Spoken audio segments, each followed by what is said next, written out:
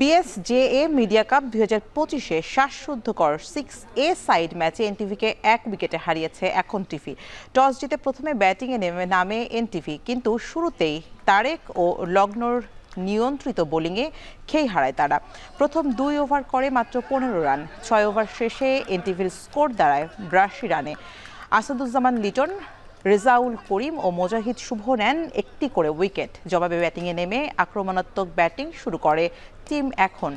Liton 20 run করে out হলেও আরেক প্রান্তে অবিচল থাকেন আরিফুল সাহাব। শেষ পর্যন্ত অপরাজিত 35 রানের কল্যাণে 1 উইকেটে জয় নিয়ে মাঠ ছাড়ে এখন টিভি। ম্যাচ সেরা হন আরিফুল ইসলাম সাহাব।